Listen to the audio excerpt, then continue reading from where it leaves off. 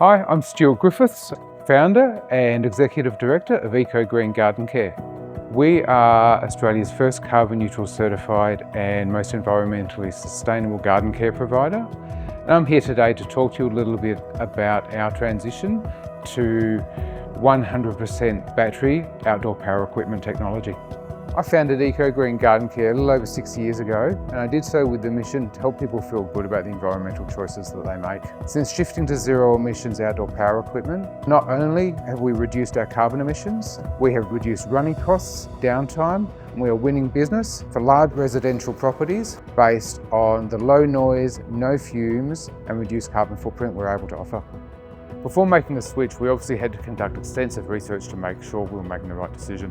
We chose STIHL because of their focus on commercial grade battery equipment, their quality, reputation, comprehensive range and support from the dealer network.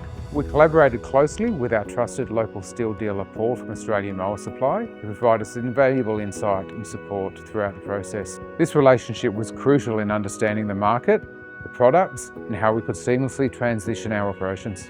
After running a petrol-focused business, we certainly faced some hesitations we needed to overcome before we shifted to battery technology. Initially, upfront costs seemed high to make the transition. However, we approached our STIHL dealership, Australian Mower Supply, and they were very supportive. They helped us put together bundle deals to help reduce the cost. In addition, we looked at the fuel costs that would be associated with sticking with petrol over the life of the tools and the corresponding savings we would make. In our business, we chose to make a 100% transition up front.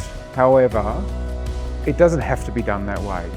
Businesses looking at making that transition can make the transition in stages over time, tool by tool, and they can significantly reduce that barrier to entry. Our second barrier to entry was charge anxiety.